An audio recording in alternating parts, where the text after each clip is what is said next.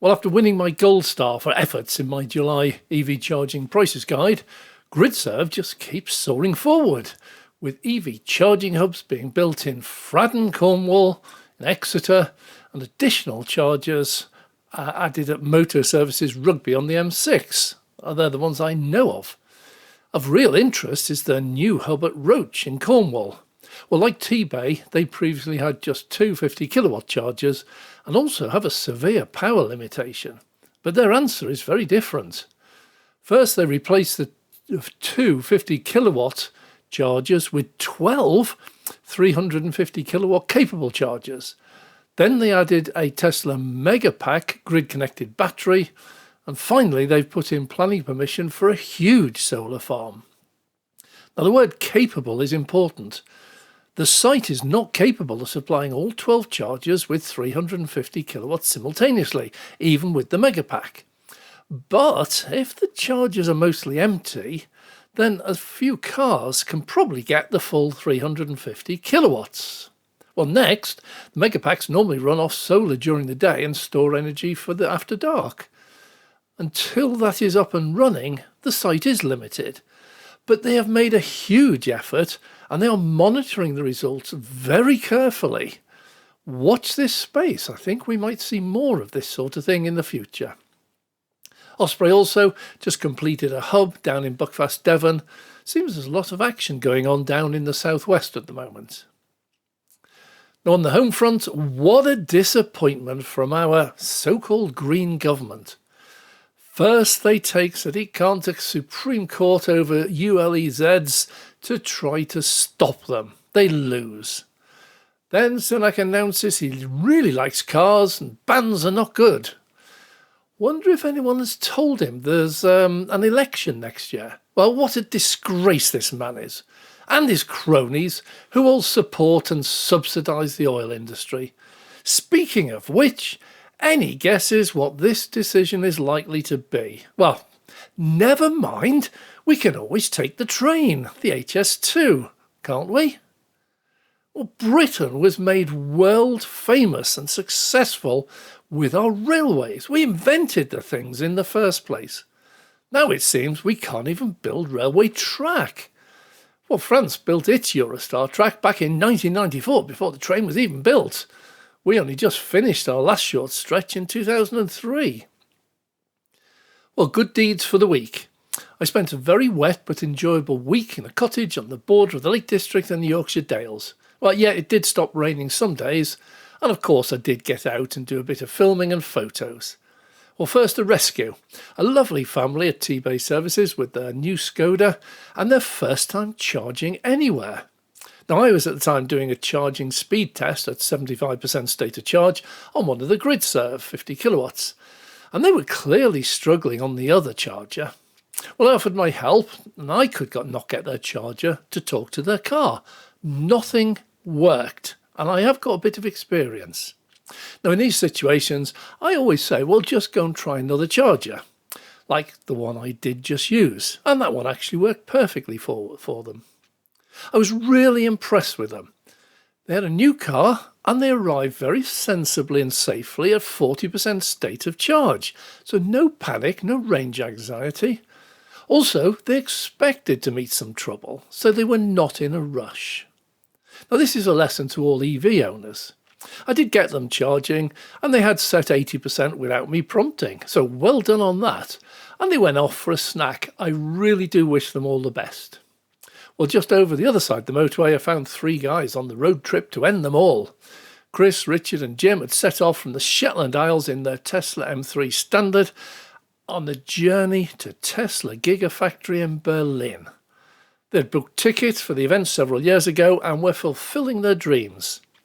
Who's to say you can't do a road trip in an EV? Well, their 2019 M3 has a realistic range of around 200 miles, or about 3 hours of motorway driving. Interesting to note, it took them almost 24 hours to reach Scotland via various ferries. Well, the latest update, well, they're there, they're having a great time, they've sent me some photos, I am in touch with them, and I will produce a full report when they finally get back. But in the meantime, enjoy the most modern and successful car factory in the whole of Europe.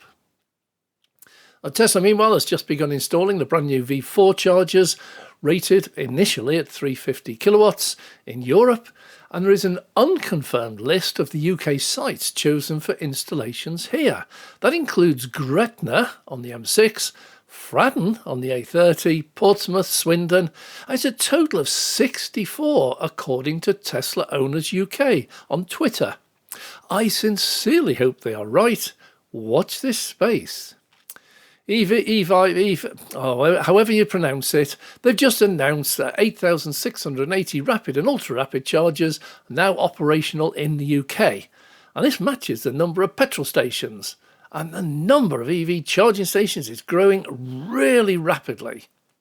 It's quite a remarkable achievement since mass production of EVs only started very slowly back in about 2011 with the Nissan Leaf, followed by Tesla Model S and the Renault Zoe a year or so later. We do need 10 times this number, but I can now see it happening over the next 10 years. We're on our way.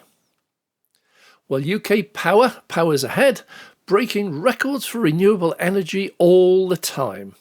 The number of wind and solar farms being built is simply huge, and this will be the subject of a video I'll be making shortly.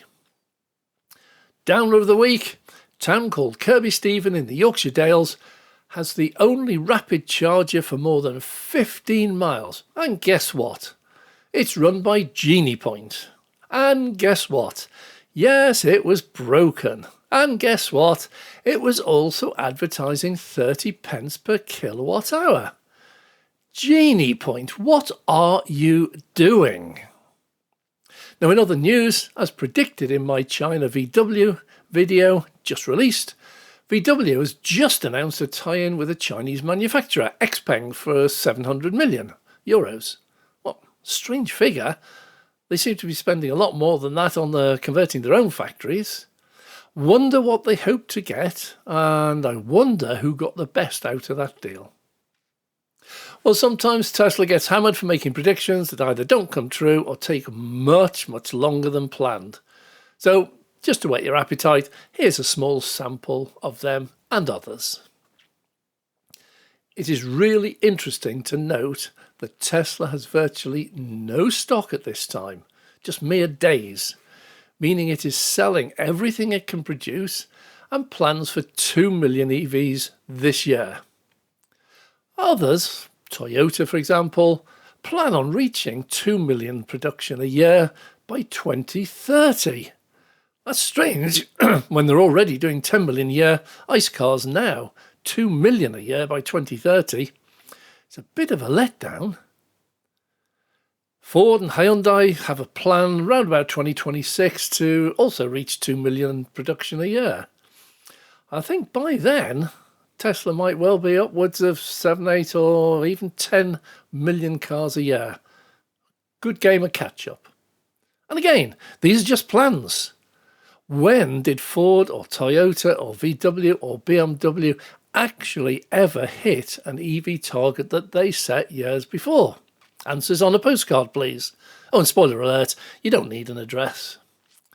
Well, final teaser. I have for several years predicted that full self-driving will be released somewhere on the planet by the end of 2023 or early 24. I might well have an update on that in a month. Anyway, last thought. I see and hear and get asked for my comments on constant rumours, scare stories and clear lies being spouted about EVs or particular companies. Robert Llewellyn recently launched a video on his fully charged YouTube channel on this very subject. It's well worth a look. In the cases he investigated, he found no truth behind the stories, but massive misdirection and huge promotion of them by sources unknown. Now, we already see this in other fields like the Ukraine war, with photos stating this was taken yesterday, when in actual fact it was first aired on the internet several years earlier and thousands of miles away in a totally different war. We are going to get a lot more of this with AI and deepfakes in the future.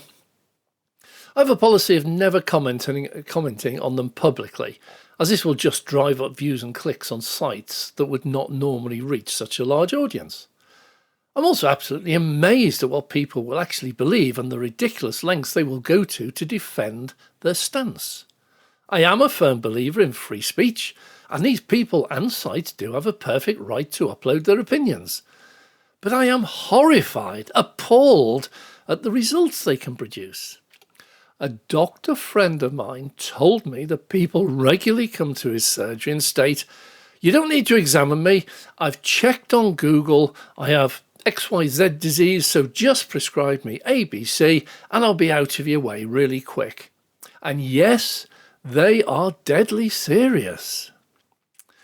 Please take what you see or hear or read with a pinch of salt, even my channel, and always look at the sources you're using.